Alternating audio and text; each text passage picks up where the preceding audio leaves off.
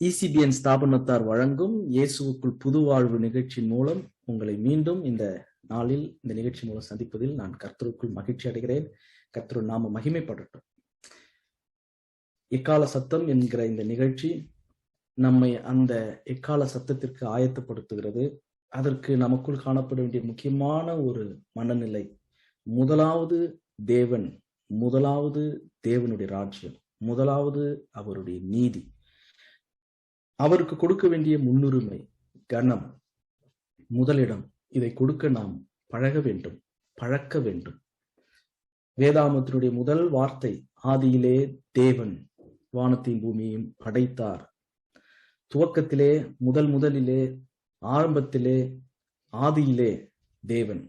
ஆங்கிலத்தில் அழகா இருக்கு, இன் த பிகினிங் காட். நம்முடைய வாழ்க்கையினுடைய, செயலினுடைய, திருப்பணி ஊழியத்தினுடைய, எந்த காரியத்தினுடைய ஒரு நாளினுடைய துவக்கத்தில் இன் த பிகினிங் காட், ஒரு காரியத்தினுடைய துவக்கத்தில் தேவன் இருக்க வேண்டும். நமக்கு முன்பாக அவர் செல்ல வேண்டும். அவருக்கு பின் தான் நாம் செல்கிறோம். ஒருவன் என்னை பின்பற்றி வர விரும்பினார் அப்படின்னா அவருக்கு பின்னாக அவருடைய ஃபுட் ஸ்டெப்ஸ், அவருடைய பாதங்களை கவனித்து அவருடைய அடிச்சுவடுகளில் நாம் நடக்கிறோம். நமக்கு முன்பாக அவர் நடக்கிறார். அதை நாம புரிந்து கொள்ளணும். கர்த்தர் நம் மெய்ப்பராய் இருக்கிறார். நமக்கு முன் அவரை நிறுத்த நாம் நடைமுறை வாழ்க்கையில், வெறும் வாயில சொல்றதில்ல, நாம் வெறும் அறிவில் வைத்திருப்பது மட்டுமல்ல, நாம் அனுபவிக்க வேண்டிய நடைமுறை வாழ்க்கையில் இந்த சீஷர்களாக, அவருடைய சீடர்களாக வாழ விரும்புகிற நாம் ஒவ்வொருவரும், திருச்சபையார், உலகளாவிய திருச்சபையின் கிறிஸ்துவின் சரீரத்தின் அவயவங்கள் நாம் ஒவ்வொருவரும் முதலாவது தேவன், ஆதியிலே ஆரம்பத்திலே தேவன் என்கிற மனநிலையோடு நாம் இந்த கிறிஸ்தவ விசுவாச ஊழிய பாதையில் நாம் நடக்கும்போது அந்த எக்கால சத்தத்திற்கு தேவன் நம்மை ஆயத்தப்படுத்துகிறார். அவருடைய பரிசுத்தத்திற்கு பங்குள்ளவர்களாகும் பொருட்டு ஆண்டவர் நம்மை முன்குறித்து தெரிந்தெடுத்திருக்கிறார். ஆகையினால போன கூட்டத்துல, போன செய்தியில பகிர்ந்து கொண்ட செய்தியினுடைய தொடர்ச்சியை இந்த நாளில் நான் பகிர்ந்து கொள்ள விரும்புகிற. கர்த்தர் நம்மோடு கூட இடைப்படுவாராக. யோவான் 15ஆம் அதிகாரம் 5வது வசனத்தின் பிற்பகுதியை நான் வாசித்தேன். என்னை அல்லாமல் உங்களால் ஒன்றும் செய்யக்கூடாது. Without me you cannot do anything. இதே காரியத்தை ஆண்டவராக இயேசு சொன்னதை பவுல் அப்போஸ்தலன் சொல்றார். பிலிப்பியர் 4:13 நாம வாசிக்க முடியும். என்னை பலப்படுத்துகிற கிறிஸ்துவினாலே எல்லாவற்றையும் செய்ய எனக்கு பலன் உண்டு. என்னை பலப்படுத்துகிறவர் கிறிஸ்து. அந்த கிறிஸ்துவினாலே, மை ஸ்ட்ரென்த், என்னை பலப்படுத்துகிற என் பலம், அவரால, கிறிஸ்துவினாலே எனக்கு பலன் உண்டு. எதற்கு பலன் உண்டு? எல்லாவற்றையும் செய்ய, அல்லது ஒவ்வொன்றையும் செய்ய. சிறிய காரியமோ பெரிய காரியமோ, ஒவ்வொன்றையும் எல்லாவற்றையும் செய்வதற்கு பலப்படுத்துகிறவர் அவர்தான் என்று பவுல் சொல்றாரு. ஆண்டவராக இயேசு கிறிஸ்து சொல்றாரு, என்னை அல்லாமல் உங்களால் ஒன்றும் செய்யக்கூடாது. நான் நல்லா சாப்பிட்டதுனாலதான் நான் இந்த உடற்பயிற்சி, இந்த ஓட்ட பந்தயத்துல ஓட முடிந்தது சொல்லுவதும், நான் ஒண்ணுமே சாப்பிடலன்னா என்னால ஓடி இருக்கவே முடியாது அப்படின்னு சொல்றதும் ஒண்ணுதான். அது போல நான் இல்லைன்னா உங்களால் ஒண்ணும் செய்ய முடியாதுன்னு ஆண்டவர் சொல்லுவதும், அவராலதான் நான் இதெல்லாம் செஞ்சேன்னு அப்போஸ்தலர்கள் சொல்வதும் ஒண்ணுதான். நம்முடைய வாழ்க்கையில் இந்த எண்ணம், கிறிஸ்துவின் சிந்தை நமக்குள் காணப்பட வேண்டும். இயேசு கிறிஸ்து தம்மை சிலுவை பரியந்தமும் மரண பரியந்தமும் அடிமையின் ரூபம் எடுத்து தன்னை தாழ்த்தினபடியினால் பிதா அவரை கனப்படுத்தினார். அவருக்கு எல்லா நாமத்துக்கும் மேலான நாமத்தை தந்தருளினார். நாமும் நம்மை தாழ்த்தி அவரை பின்பற்றி, அவரை முன்னிறுத்தி, முன்னுரிமை கொடுத்து, அவருக்கு கொடுக்க கனம், மகிமையை நாம் செலுத்த பழக வேண்டும். மற்றவர்களுக்கும் பழக்க, கற்றுக் கொடுக்க முன் வர வேண்டும். 2 கொரிந்தியர் 3ஆம் அதிகாரம், 2 கொரிந்தியர் 3ஆம் அதிகாரம் 5வது வசனத்தை நான் உங்களுக்கு நினைப்பூட்டினேன். அதை திரும்பவும் நான் இங்க சொல்ல முயற்சிக்கிறேன். 2 கொரிந்தியர் 3ஆம் அதிகாரம் 5ஆம் வசனம். எங்களால் ஏதாகிலும் ஆகும் என்பது போல ஒன்றை யோசிக்கிறதுக்கு நாங்கள் எங்களாலே தகுதியானவர்கள் அல்ல.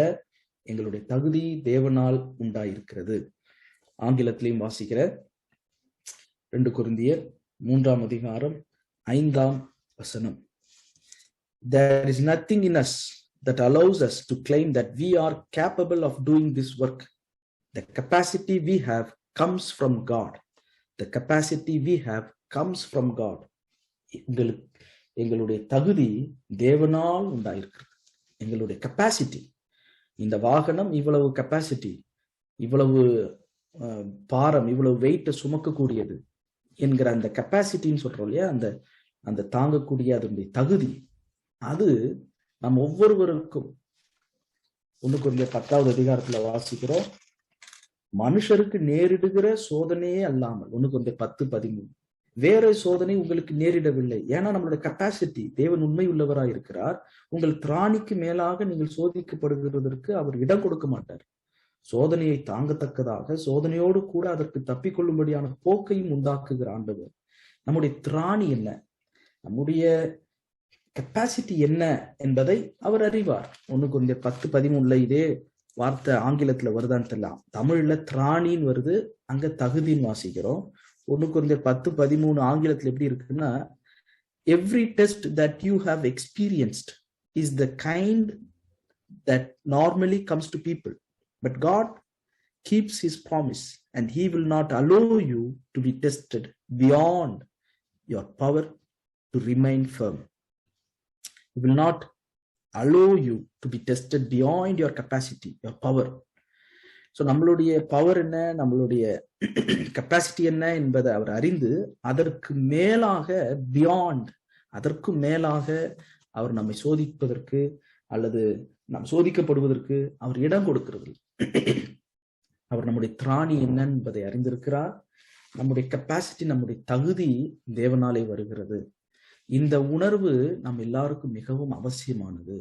இது என்னுடைய சக்தி, என்னுடைய பக்தியினாலதான் இந்த சர்வாங்க சுகம் இந்த மனுஷனுக்கு கிடைத்தது என்று பேதுருவோ யோவானோ சொல்லல. இது நீங்கள் கொலை செய்த கர்த்தராகிய இயேசு கிறிஸ்து நாமத்தினாலதான் இந்த சர்வாங்க சுகம் இவனுக்கு கிடைத்தது, எங்களுடைய சுய சக்தியோ சுய பக்தியோ அல்ல அப்படின்னு சொன்னாங்க. சோ நாமும் கூட நாம் செய்கிற ஊழியங்கள், நாம் கொடுக்கிற பணங்கள், காணிக்கைகள், நாம் அவருடைய பணிக்காக எடுக்கிற முயற்சிகள், சரீர முயற்சிகள், நம்மளுடைய பலங்கள், நாம் கொடுக்கிற எல்லா உழைப்புகள் எதுவா இருந்தாலும் சரி, இது it is not from us, it is from God. தேவனே இதை செய்கிறார், தேவனே கிரியை செய்கிறார். இது கர்த்தருடைய கிரியை, இது தேவனுடைய செயல். 1 கொரிந்தியர்ல நாம் வாசிக்கிறோம் 3ஆம் அதிகாரத்தில் நினைக்கிற 1 கொரிந்தியர் 3ஆம் அதிகாரம் 9வது வசனம். நாங்கள் தேவனுக்கு உடன் வேலையாட்களாய் இருக்கிறோம். We are God's co-workers. தேவன் கிரியை செய்கிறார், தேவன் வேலை செய்கிறார், அவருக்கு நாம் உடன் வேலையாட்களா இருக்கிறோம். இவர் என்னுடைய உடன் ஊழியர், நான் அவருக்கு உடன் ஊழியர் என்று நம்ம எத்தனை பேர் சொல்றோம், கேட்கிறோம். ஆனா நம்ம எல்லாரும் தேவனுக்கு உடன் ஊழியர்களாக இருக்கிறோம். தேவன் வேலை செய்கிறார், அவருக்கு உடன் வேலையாட்களா இருக்கிறோம். அதனாலதான் ஆண்டவராகிய இயேசு கிறிஸ்து சொல்லும் போது, வருத்தப்பட்டு பாரம் சுமக்கிறவர்களே, நீங்கள் எல்லாரும் என்னிடத்தில் வாருங்கள், நான் உங்களுக்கு இளைப்பாறுதல் தருவேன், என் நுகத்தை ஏற்றுக்கொள்ளுங்கள் சொன்னார். இது கிறிஸ்துவின் நுகம். அவர் ஏற்கனவே அவர் சுமந்து கொண்டிருக்கிற நுகத்தடி, அவர் சுமக்கிற நுகம். அவர் சுமக்காதது தூக்கி நம்ம கழுத்துல வைக்கல. என் நுகம், மை யோக், என் நுகத்தை ஏற்றுக்கொள்ளுங்கள். நான் ஏற்கனவே சுமந்து விட்டுக்கிறேன். எனக்கு அருகில், என் பக்கத்தில், என் திசையில், என் வேகத்தில், என் பாதையில், என் விதத்தில் என்னோடு பயணிக்க, என்னோடு என் திசையில் என் வேகத்தில் நடக்க என் நுகத்தை ஏற்றுக்கொள்வீர்களா, என்னோடு ஏற்றுக்கொள்வீர்களா? இது கிறிஸ்துவின் நுகம், இது தேவனுடைய வேலை, அவருக்கு நாம் உடன் வேலையாட்களா இருக்கிறோம். அதனாலதான் எபேசியர்ல நாம் வாசிக்கிறோம். எபேசியர் 2வது அதிகாரம் 10வது வசனம். நற்கிரியைகளை செய்கிறதற்கு நாம் கிறிஸ்து இயேசுவுக்குள் படைக்கப்பட்டு, உருவாக்கப்பட்டு, சிருஷ்டிக்கப்பட்டு தேவனுடைய செய்கையாய் அவருடைய கர்த்தரின் சேவனுடைய செய்கைகளில் அல்லது அந்த நற்கிரியைகளில் அவைகளில் நாம் நடக்கும்படி அவர் முன்னதாக அவைகளை ஆயத்தம் பண்ணி இருக்கிறார். இவைகளை எல்லாம் நாம் இந்த காலத்தில் இந்த கிரியைகளை தேவனுடைய நாம மகிமைக்கென்று செய்ய வேண்டும் என்பதை அவர் ஆயத்தம் பண்ணியிருக்கிறார். அவர் ஆயத்தம் பண்ணின படிகளை, கிரியைகளை தான் நாம் செஞ்சுட்டு இருக்கிறோம். ஸோ எல்லாமே pre planned, pre destined, pre ordained, அவர் ஏற்கனவே நாம் செய்ய வேண்டிய பணிகளை, நற்கிரியைகளை, செய்கைகளை அவர் ஆயத்தம் பண்ணி வைத்திருக்கிறவைகளை தான் நம்ம நிறைவேற்றி கொண்டிருக்கிறோம். அதனால இதுல நம்ம எதுவும் மேன்மை பாராட்டக்கூடாது. இது கர்த்தர் நம் மூலமாக செய்கிற, தேவன் செய்கிற பணி, வேலை, அவருடைய செய்கையாய் நீங்களும் நானும் இருக்கிறோம். தேவன் நம்மை தெரிந்து கொண்டது உண்மையா அப்படின்னு கேட்டா, ஆமா, கர்த்தர் என்னை தெரிந்து கொண்டார் என்று நாம் ஒவ்வொருத்தவங்களும் சொல்லுவோம். 1 கொரிந்தியர் 3ஆம் அதிகாரத்துல வாசிக்கிறோம். 1வது அதிகாரம் 1 கொரிந்தியர் 1வது அதிகாரம் 26வது வசனத்திலிருந்து வாசிக்கிறோம். 1 கொரிந்தியர் 1வது அதிகாரம் 26ல இருந்து. எப்படி எனில் சகோதரரே, நீங்க அழைக்கப்பட்ட அழைப்பை பாருங்க. பேச்சு தமிழ்ல சொல்ற, நீங்களும் நானும் அழைக்கப்பட்ட அழைப்பை கொஞ்சம் பாருங்க. ஞானிகளோ, வல்லவர்களோ, பிரபுக்களோ அநேகர் இல்ல. மாம்சத்தின்படி ஞானிகள், மாம்சத்தின்படி வல்லவர்கள், மாம்சத்தின்படி பிரபுக்கள் அநேகர் இல்லை. ஞானிகளை வெட்கப்படுத்தும்படி தேவன் உலகத்தில் பைத்தியமானவைகளை தெரிந்து கொண்டார். கர்த்தர் உங்களை தெரிந்து கொண்டாரா பிரதர், சிஸ்டம் கேட்டா, ஆமா, ஆண்டவர் தான் என்னை தெரிந்து கொண்டார்.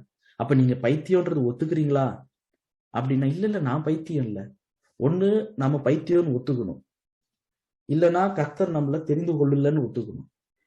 இல்ல கர்த்தர் நம்மளை தெரிந்து கொண்டாருன்னு ஒத்துக்கிட்டா, பைத்தியத்தை தாங்க தெரிந்து கொண்டாருன்னா அப்ப நான் பைத்தியம்ன்றதை ஒத்துக்கணும் இல்லையா? அடுத்து, பலமுள்ளவைகளை வெட்கப்படுத்தும்படி தேவன் உலகத்தில் பலவீனமானவைகளை தெரிந்து கொண்டார்.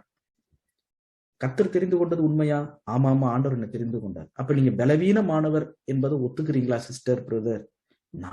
ஐம் நாட் வீக், நான் ரொம்ப ஸ்ட்ராங்கானவள், நான் ரொம்ப பலமுள்ளவன் அப்படின்னு நாம் நம்மளுடைய பலத்தை சார்ந்தல்ல, பலத்தினாலும் அல்ல, பராக்கிரமத்தினாலும் அல்ல, கர்த்தருடைய ஆவியினாலே ஆகும். அப்போ இது நான் பலவீனன், நான் ஒரு பைத்தியம். பலமுள்ளவர்களை வெட்கப்படுத்தும்படி, ஞானிகளை வெட்கப்படுத்தும்படிதான் தேவன் என்னை தெரிந்து கொண்டிருக்கிறார்.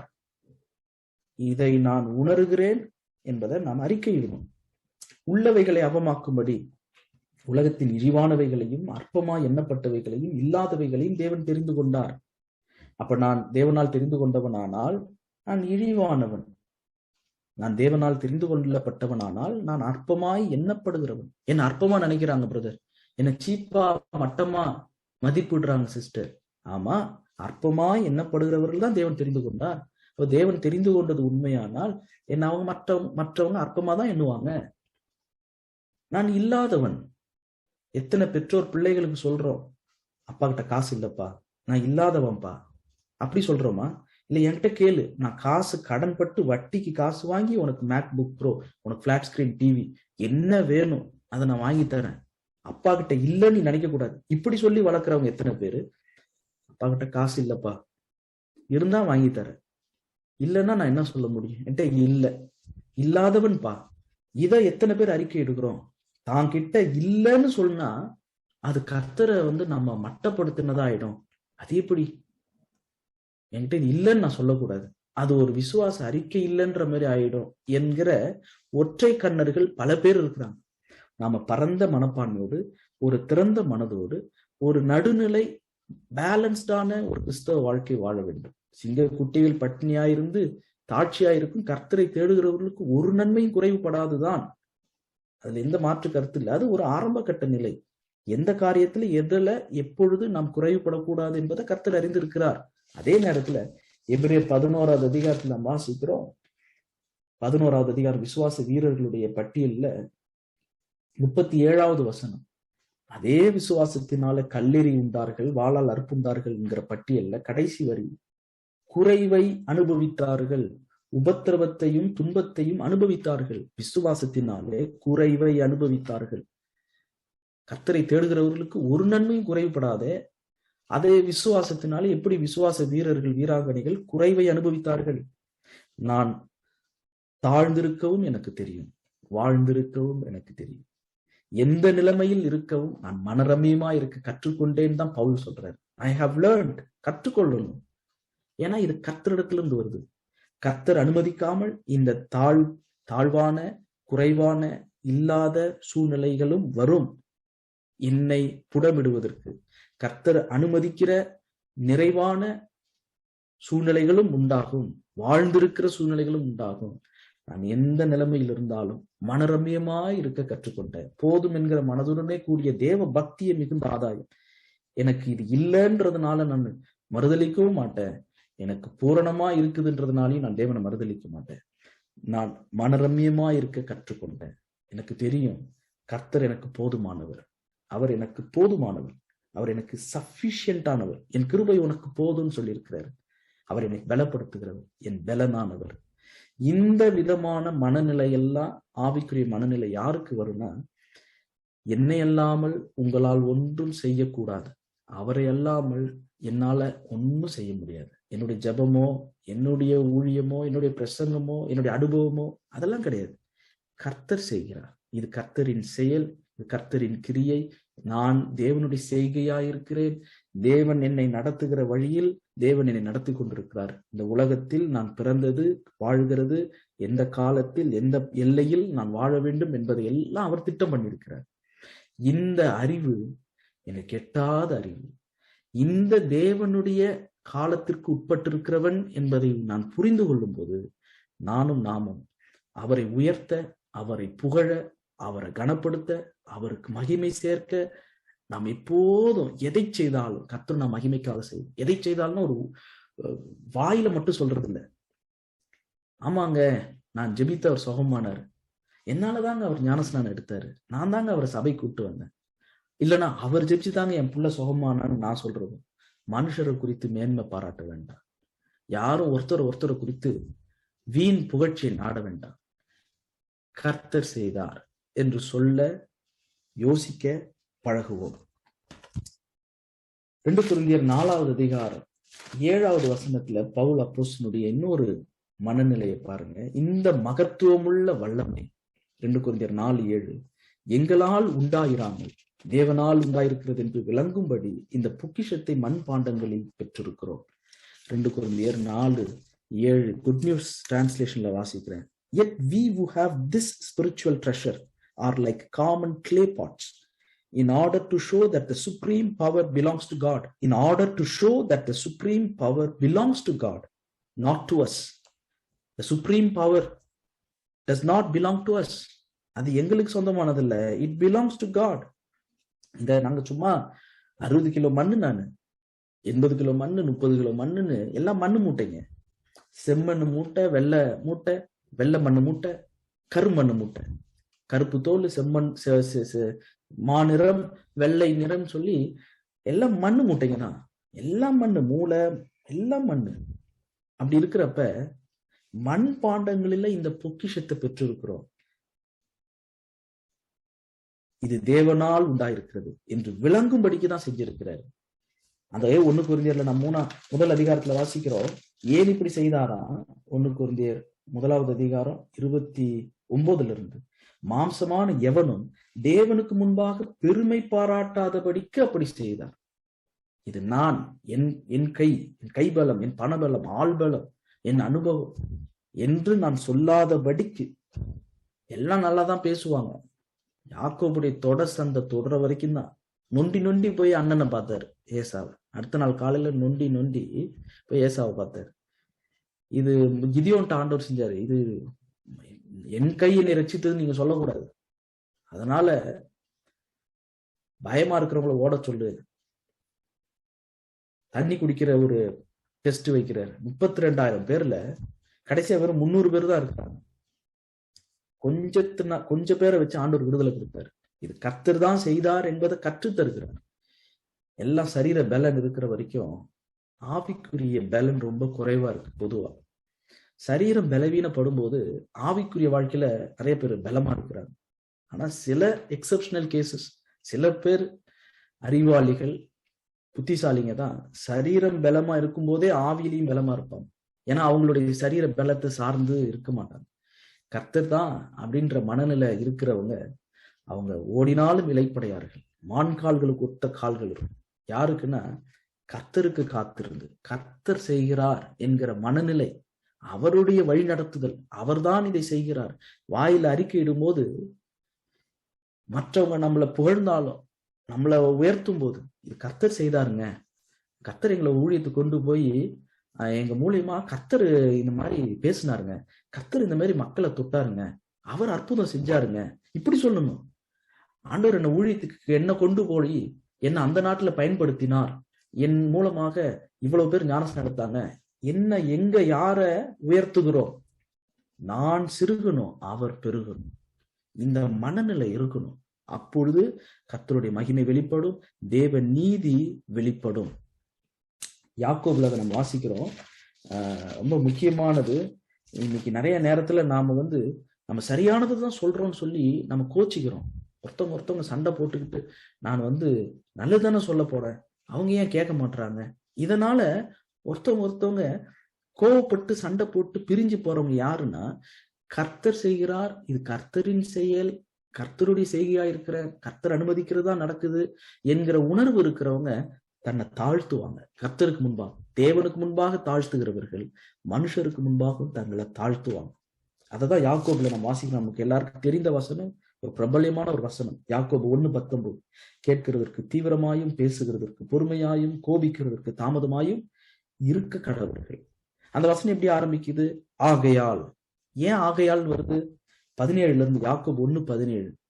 நன்மையான எந்த ஈவு, எப்படி ரட்சிப்பு தேவனுடைய ஈவோ அதுபோல நன்மையான எந்த வகையான பரிசும் ஈவும் பூரணமான எந்த வரமும் பரத்திலிருந்துதான் உண்டாகிறது.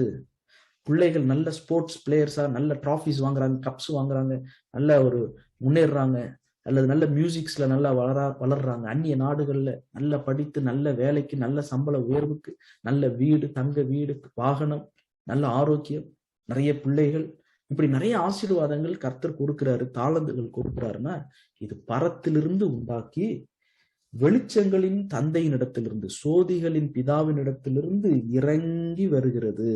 இறங்கி எந்த நன்மையும், நன்மையான எந்த பரிசும் பரத்திலிருந்து தான் உண்டாகிறது, வெளிச்சங்களின் தகப்பனிடத்திலிருந்து இறங்கி வருகிறது. இந்த ஞானம், இந்த அறிவு முதல்ல நமக்கு இருக்கும். It is from God. கர்த்தர் தான் கொடுத்தார். அதை யோபு அறிக்கையிடர், கர்த்தர் கொடுத்தார், கர்த்தர் எடுத்தார், கர்த்தர் தான் கொடுத்தார். இது நான் என் கை பிரயாசம் கிடையாது. அவனுடைய கிரியைக்கு தக்க பலனை கர்த்தர் அனுமதிக்கிறார். கிரியைக்கு தக்க பலன் உண்டு. ஆனா அந்த பலன் கூட என் கிரியையினால் ஆனதுன்னு சொல்லக்கூடாது. பிரசங்கி 9 நல்லா கவனிங்க, இது ரொம்ப முக்கியம். நம்ம படிக்காம பரீட்சையில பாஸ் ஆக முடியாது இல்லையா? கர்த்தர் தான் செய்யறான்றதுக்காக படிக்காம இருக்க முடியும், படிக்கணும். பிரசங்கி 9 கவனிங்க, 9:11. நான் திரும்பிக் கொண்டு சூரியனுக்கு கீழே கண்டதாவது, ஓடுகிறதற்கு வேகம் உள்ளவர்களில் வேகம், யுத்தத்துக்கு சௌரியவான்களில் சௌரியமும் போதாது, பிழைப்புக்கு ஞானம் உள்ளவர்களின் ஞானமும் போதாது, ஐஸ்வர்யம் அடைகிறதற்கு புத்திமான்களின் புத்தியும் போதாது, தயவு அடைகிறதற்கு வித்துவான்களின் அறிவும் போதாது, அவர்கள் எல்லாருக்கும் சமயமும் தேவ செயலும் நேரிட வேண்டும். காட்ஸ் இன்டராக்ஷன், அதற்கான நேரம், சமயம், தேவ செயல் நேரிட்டாதான் ஓடுகிறதற்கு ட்ரெயின் பண்ணி உடம்ப நல்ல ட்ரிம்மா வச்சிருக்கிற அந்த வேகம் உள்ளவர்களா இருந்தாலும், அல்லது ஞானம் உள்ளவர்களா இருந்தாலும், அல்லது யுத்தத்துக்கு சௌரியவான்களா இருந்தாலும், அல்லது ஐஸ்வர்யம் பிசினஸ் பண்றதுக்கு நல்ல புத்திமான்களா இருந்தாலும், ஒரு பெரிய மனுஷங்களிடத்துல அலுவலகங்கள்ல தயவு அடைகிறதுக்கு வித்துவான்களின் அறிவு இருந்தாலும் சமயம் நேரிடணும், தேவ செயல் நேரிடணும். அப்போதான் நன்மையான எந்த பரிசும், பூரணமான எந்த வரமும் பரத்திலிருந்து உண்டாகும். சமயம் ஏற்படும் போது, தேவ செயல் நேரிடும் போது பிதாவினிடத்திலிருந்து அது இறங்கி வரும். இந்த அறிவு இருந்ததானால் அவர் சித்தம் கொண்டு, யாக்கோபு 1:18, அவர் விருப்பம் கொண்டு தம்முடைய படைப்புகளில் நாமும் முதற் பலன்களாவதற்கு என்னையும் உங்களையும் நம்மை அந்த வாய்மையான வாக்கினாலே, சத்திய வசனத்தினாலே மறுபடியும் பிறக்க செய்தார், ஜெனிப்பித்தார். ஆகையால், என்னை பிறக்க செய்தபடியால், சத்திய வசனத்தினாலே ஜெனிப்பித்தபடியால், அவருக்கு அவருடைய படைப்புகளில் நாம் முதற் பலனாகிறதற்கு நம்மை ஜனிப்பித்தபடியால், அவர் சித்தம் கொண்டபடியால், என் பிரியமான சகோதரரே, கேட்கிறதற்கு தீவிரமா இருப்போம், பேசுகிறதற்கு பொறுமையா இருப்போம், கோபிக்கிறதற்கு தாமதமா இருப்போம். சண்டை போட்டுட்டு இருக்க வேண்டாம், வசனத்துக்காக சண்டை போட வேண்டாம். அடுத்த வசனம், மனுஷருடைய கோபம் தேவனுடைய நீதியை நடப்பிக்க மாட்டாது. நான் சத்தியத்தை சொன்னேன், நான் என் உபதேசத்துக்காக நிக்கிறேன்னு சொல்லி கர்த்தரோட ஊழியக்காரன் சண்டை பண்ணுகிறவனா இராமல், ஜீசஸ் சொன்னார், என்கிட்ட வாங்க, பேய் ஓட்டுறது எப்படி கத்துத்தரேன் நான் சொன்னாரு. சாந்தமா இருக்கிறது எப்படின்னு கத்துத்தரேன்னு சொன்னார். நான் சாந்தமும் மனத்தாழ்மையுமா இருக்கிறேன், என்னிடத்துல வந்து கற்றுக்கொள்ளுங்கள். அப்ப சண்டை போடக்கூடாது. அப்ப ஒருத்தவங்க நான் சொல்றதை அவங்க ஏத்துக்க மாட்டாங்கன்னா, 1 கொரிந்தியர் 14வது அதிகாரத்துல வாசிக்கிறோம். 1 கொரிந்தியர் 14வது அதிகாரம் 37, 38. ஒருவன் தன்னை தீர்க்கதரிசி என்றாவது ஆவியை பெற்றவன் என்றாவது எண்ணினாள். தீர்க்கதரிசி என்று சொல்றவங்க, பரிசுத்த ஆவியை பெற்றவன் என்று சொல்லுகிறவங்க, நான் உங்களுக்கு எழுதுகிறவைகள் சொல்லுகிறவைகள் கர்த்தருடைய வார்த்தையின்படி கர்த்தருடைய கற்பனைகள் என்று அவங்க ஒத்துக்கொள்ளணும். அப்படி ஒத்துக்கொள்ளலைன்னா, ஒரு அறியாதவனாய் இருந்தால் அவன் அறியாதவனாய் இருக்கட்டும், விட்டுருங்க. அவங்களுக்கு புரிய வேண்டிய காலம் வரும், அப்ப புரிந்து கொள்வாங்க. நம்ம எல்லாரும் திறந்த முகமாய் கண்ணாடியிலே காண்கிறது போலதான் இப்பொழுது காண்கிறோம். நாம் இப்ப குழந்தையை போல பேசுகிற காலம் உண்டு. புருஷனான போது குழந்தை கேட்டுகளை ஒழிக்கிற காலம் உண்டு. இப்பொழுது கண்ணாடியில நிலாட்டமாய் பார்க்கிறோம், அப்பொழுது முகமுகமாய் பார்ப்போம். இப்பொழுது நாம் எல்லாரும் குறைந்த அறிவுள்ளவர்கள், அப்பொழுது நாம் அறியப்பட்டிருக்கிறபடி அறிந்து கொள்வோம். நான் அறிந்து கொண்டது அவங்க அறியல, அவங்க அறிந்து கொண்டது நான் அறியல. நம்ம எல்லாவற்றிலையும் வளரணும்னா, சாந்த குணத்துல வளரணும்னா, நாம் எல்லாரும் நன்மையான எந்த ஈவும் பூரணமான எந்த வரமும் சோதிகளின் பிதாவினிடத்திலிருந்து வருகிறது, இறங்கி வருகிறது, பரத்திலிருந்து உண்டாகிறது. நாம் எல்லாரும் அவரை அல்லாமல் ஒன்று செய்யக்கூடாது, முடியாது என்கிற அறிவும் தெளிவும் புத்தியும் உடையவர்களாய் இருந்தால் கோபப்பட மாட்டோம், சண்டை போட மாட்டோம். இதுல இருந்து என்ன தெரியுது? யார் இன்னொருத்தவங்கிட்ட கருத்து வேறுபாடு பட்டு உடனே கோபப்படுறாங்களோ, தேவ நீதி வெளிப்படணுமா, என்னுடைய சுயநீதி, என்னுடைய அறிவு நிலைநாட்டப்படணுமா? யார் இதை செய்வாங்கன்னா, கர்த்தருக்கு மகிமையை சேர்க்கணும்ன்ற எண்ணம் குறைகிறவர்கள் அதிகமா கோபப்படுவாங்க. கர்த்தருக்கு மகிமை சேர்க்கணும், அவருக்கு தெரியும், அவர் பார்த்துக்குவாரு என்கிற மனநிலை உள்ளவர்கள் அதிகம் ஜெபம் பண்ணுவாங்க, எல்லாவற்றுக்காகவும் ஸ்தோத்திரம் செலுத்துவாங்க. எல்லாவற்றிலையும் ஸ்தோத்திரம் செலுத்த பழகுவோம். இந்த நாள் என்னுடைய சிந்தனைய அடுத்த கூட்டத்துல நான் பகிர்ந்து கொள்றேன். இந்த எக்கால சத்த நிகழ்ச்சி, இந்த கிறிஸ்துவுக்குள் புதுவாழ்வு நிகழ்ச்சியில இந்த வார்த்தையில கேட்கிற பேசுகிற நாமும் கர்த்தருக்கு மகிமையை இன்னும் செலுத்துவோம். எதை செய்தாலும் அவருடைய நாமத்தின் மகிமைக்காக செய்வோம். கண்களை மூடி தலையிலை தாழ்த்தி ஜெபம் செய்வோம். இரக்கத்தில் ஐஸ்வர்யமுள்ள எங்கள் பரலோக பிதாவே, எந்த நன்மையான ஈவும் பூர்ணமான வரமும் உம்மிடத்திலிருந்து உண்டாகி உம்மிடத்திலிருந்து இறங்கி வருகிறது என்கிற வெளிச்சத்தின், தகப்பனிடத்திலிருந்து வருகிறது என்கிற வெளிச்சம் எங்களுக்கு உண்டாகட்டும். நீர் அனுமதிக்காத காரியம் எங்களுடைய வாழ்க்கையில் நேரிடாது.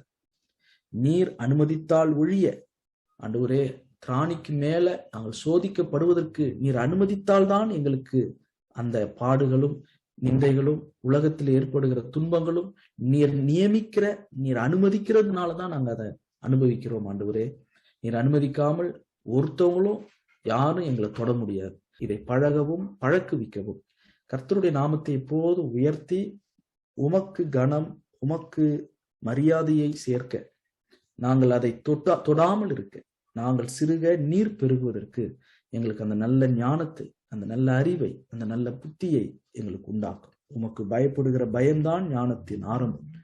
அதிலே நாங்கள் வளர உதவி செய்யும். ஆண்டவரே, இந்த வார்த்தையை கேட்டு என்னோடு கூட சேர்ந்து ஜெபித்துக் கொண்டிருக்கிற பெரியவர்கள் இருக்கலாம், மூத்தவர்கள் இருக்கலாம், தேவ பரிசுத்தவான்கள் இருக்கலாம், ஆண்டவரே, இளம் பிள்ளைகள் இருக்கலாம்.